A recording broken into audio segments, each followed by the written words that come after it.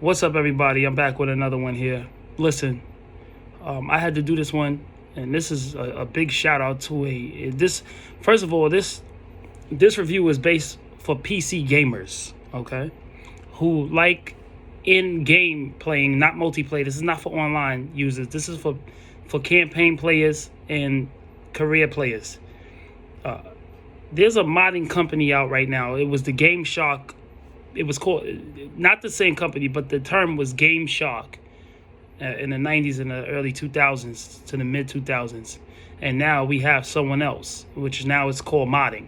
They were called GameSharks back then. Now it changes, modernized to the word modding. Well, of course, it was always modding, but the term was GameShark. Now it's modding.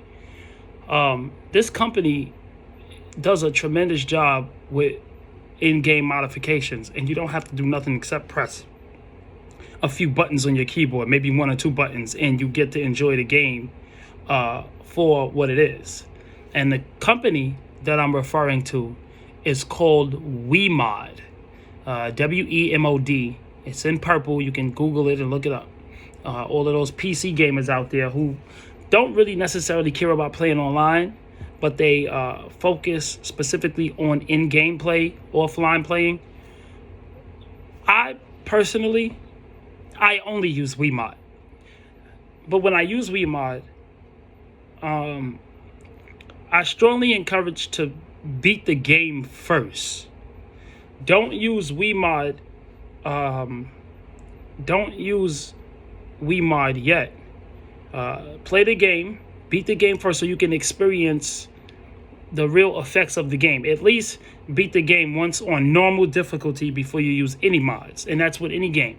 If you first play in the game, don't put the level on easy. Always play on normal and beat the game. And then you can bring the mods in. You already beat the game. Now it's time to have fun, right? So you beat the game. WeMod gives you, it's like invincibility mode that places you on a level in the game to have so much fun.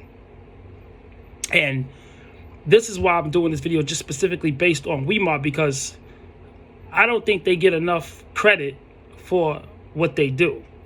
I know they're a big company, but I feel like they should be a lot bigger than what they are. Now, this company is free. It's free to use. And they do have in-app purchasing available to even have a better experience. I have donated to WeMod, and I just donated to them, because I really appreciated the enjoyment of their system. But it's a very good system for PC gamers. And it doesn't matter the platform. You could be Epic Games or Steam. But it's a very good in-mod gaming platform. And basically all you do is you load the game up first, you get into the game, you pause the game, and then you come into the mod system, you load the mod up, and then you hit play on there, and then it'll start loading all the mods of the game.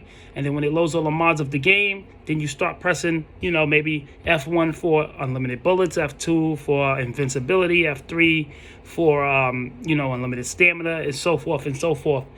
And I just feel like they deserve credit for that. So this video is really a thank you for this company creating mods, and they're just taking over. Now, there are other ways to mod the games. Obviously, a more professional modder knows how to mod the game where you can actually have different missions that's not in the game, or different kind of just different effects and graphics of the game that allows you to have a full experience with the game that, for whatever reason, the developers didn't put in the game. For, let's take example, Grand Theft Auto 5. Which is one of my favorite GTA games besides San Andreas. So those are my two top favorites, San Andreas and 5. I find that when you and this is not really to do with WeMod. This is in-game modding versus a modding platform that mods the game for you. With in-game modding, I don't know why Grand Theft Auto haven't adapted to different type of experiences like flight simulation and police simulation and fire department simulation and sanitation simulation. I feel like GTA, I can't say 6, but 7, and God willing, it comes out before the world ends. When they come out with 7, they can embed, okay, instead of working, missions to build your money, I feel like the game should offer a more simulated version of real life working events, right? So this is how, to me, they had it in Vice City, they had it in San Andreas, and they had it in 4, but for whatever reason, they took it out of 5, where, you get in a taxi car and you hit the thumb stick in, and then it'll pop up a taxi mission. Same thing with the police and the fire department and the ambulance. I don't know why they took that out, but that was a great game experience. I thought that instead of them taking it out of the game, they should have advanced it. But that's just another story. I've already emailed them and cursed them out. You don't take away something that's in the game that actually, brings in the experience. So I feel like GTA should merge into simulation as well as the in-game experience. Because if they merge into simulation, that's when they solidify that platform and that genre. Sort of like Resident Evil did with survival horror. They went into a more combative style, then they went into third-person view, then they went into zombie gameplay, and it created a system where they became number one. There is no horror game better than Resident Evil. And you can argue it with me, but when you consider how the game is designed, and you consider all of the ways you have to all of the things that you do in the game and what's involved with the game, you will see that Resident Evil is by far the number 1 horror game in the world, right? And you got others. I'm not knocking all other horror games. What I'm saying is that the number 1, I feel like the greatest horror game of all time is Resident Evil. There are other genres of very good horror game. Dino Crisis was good, and there's a few others. I think it's called The Suffering. But what I'm saying is that you shouldn't make a game where you take away what's fun in the game. You should only add to, right? Now, with that being said, I want to give a big thank you to the modding company with WeMod for making my game experience 25 times better than what it would be. And I also want to thank GTA, the GTA franchise, which is Rockstar, for the job that they put into their games. I do believe the reason why their games take long is because when they come out with their games is almost immaculate.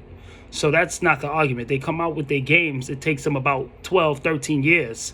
But when they do come out with the game, you can't say it was bad, it was trash, it was no good, right? So that's the plus side of it. But the negative side of it is don't start coming out with the new GTAs and then taking away features when everybody's already waiting, for a far more longer time for the game anyway, right? So that's doesn't make it much sense to me. So thank you to WeMod for the work that you put into your platform. And obviously all the other game developers who also put hard work in, from the free developers to the more expensive developers, so thank you for that. And that's all I wanted to say. So going forward, I will continue to use WeMod. It's a very good system. And I also am looking forward to GTA 6.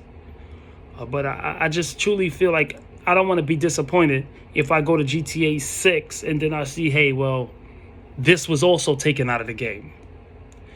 But this was added. But the shit that was, but what was added, it doesn't take away the fact that this was removed, right?